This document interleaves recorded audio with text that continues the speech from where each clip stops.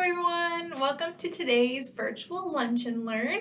And today we're taking a little bit of a different route and we are going to talk about Japan, their raptors, and some of their art forms and how we can use them here and a fun contest that we are doing through our center.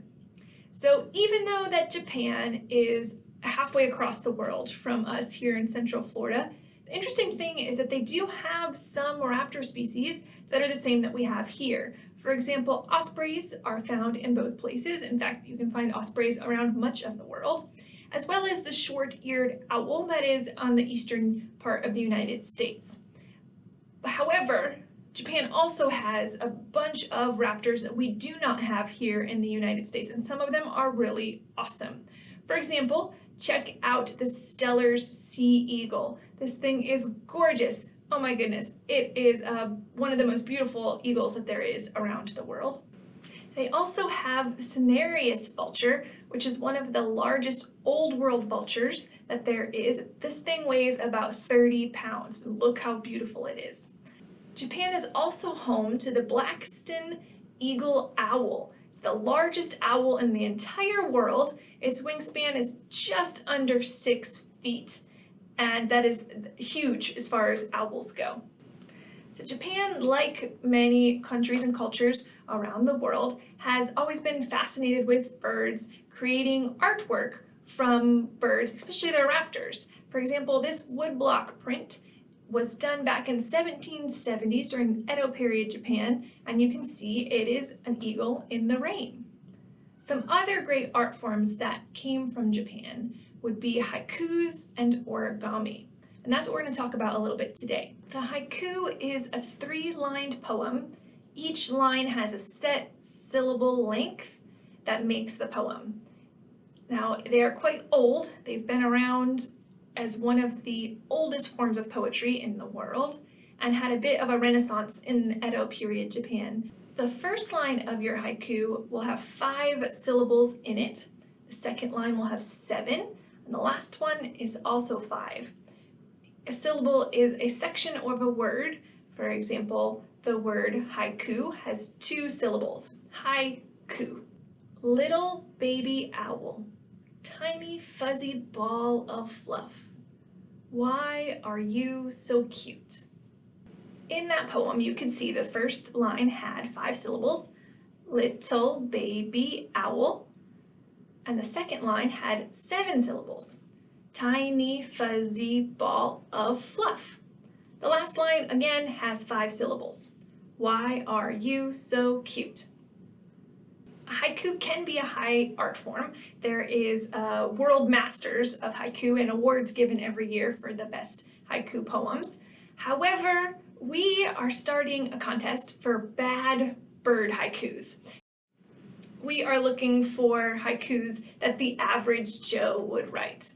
So we did write a couple examples of bird haikus for our contest, and you can get some ideas from them. Swallow-tailed kites soar, catching insects as they fly. Black forked tail so high. Something to notice here is even though one line did rhyme, haikus do not have to rhyme, nor do they have to follow proper punctuation and capitalization. Beautiful peacocks, always I could look at you. Why are you so loud? Birding from my desk. Only mourning doves in sight.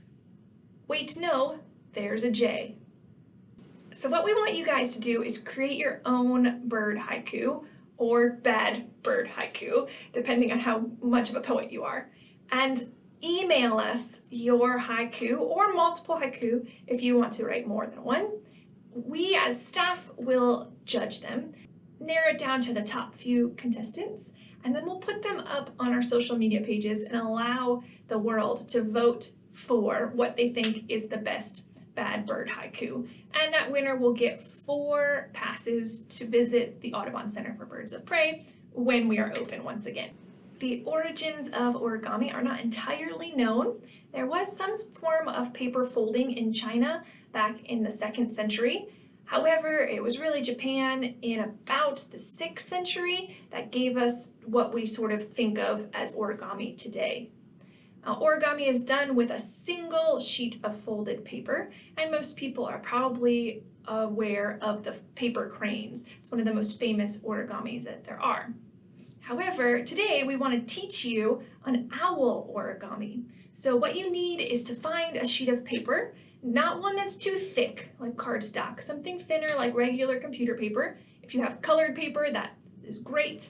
Or again, a regular plain sheet of computer paper. Go and grab that. You want to make it into a square. The easiest way to do that, fold one corner up till it reaches the opposite side, crease that and cut it along that line to make your paper into a square if it's not already. And then follow these instructions to turn your square sheet of paper into an origami owl.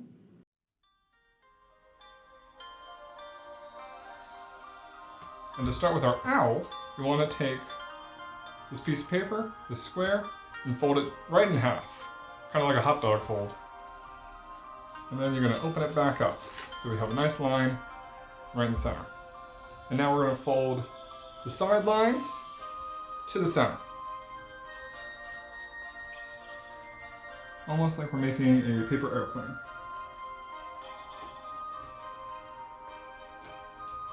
Alright, now that you have this, you want to fold these corners into the middle. So what that looks like is folding them right along that center line.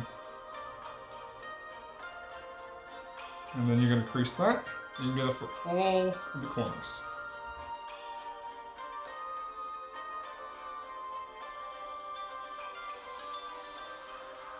Open all of these corners back up, because we want to fold this inside of itself, so tucking the paper in. So what that looks like, easiest way to do that is to open the one side up, fold this in. You're going to fold this up, so you can fold that down right along those creases that you've made. So you've tucked it in place. You do the same thing on all the sides. So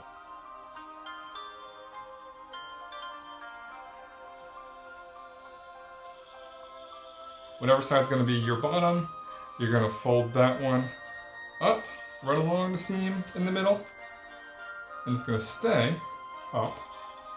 Whereas for the top of the owl's head, you're going to fold that up as well, but you're going to do it so you make that crease line and fold it back. With your bottom, you're going to fold the two ends so they meet along this line in just a slight angle. So you can do it so it is kind of like straight here, just so it touches.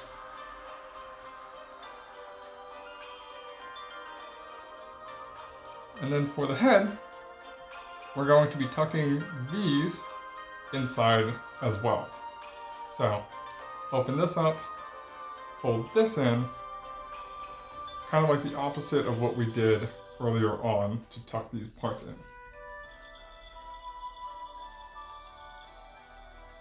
Fold these outside, so you're revealing that paper that you had in the center. You're going to crease, open up, and you're going to crease. And then with these feet here, we're actually going to fold these down like they were before. You're going to again open up and tuck these in.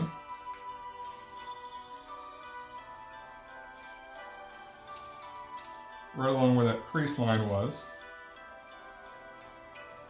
And then, because you have that new line for where the feet are, you're going to fold that out. So you have just a little bit of feet sticking out on the bottom, like this.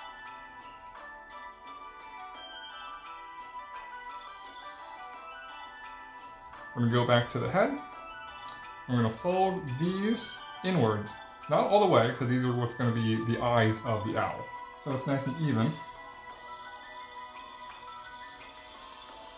You want to kind of get that matched up for the second half as well, unless you want your owl to have oddly shaped eyes. There you go.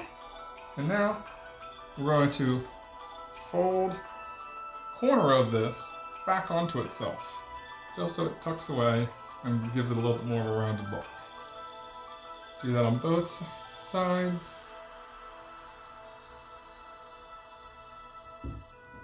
And you're going to do that on the bottom, the entire side. I'm going to take this, fold it like there. Take this side and fold it in right there. And then you're going to take this top and fold it down.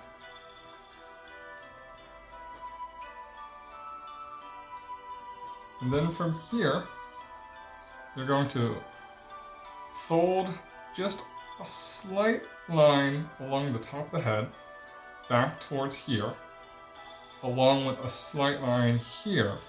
So if you've ever folded origami before, this is called a rabbit's ear. And this is going to make the ear tufts of our little screech owl here. So fold along here. Again, it doesn't have to be perfect. And then fold right along this side. So they kind of meet up.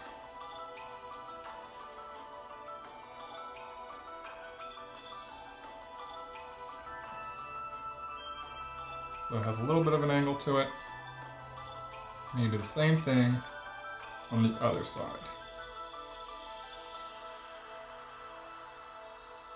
Flip it upside down. You're going to fold this up and down, but not along that crease line here, just slightly before it, so a little bit lower. So you're going to fold up,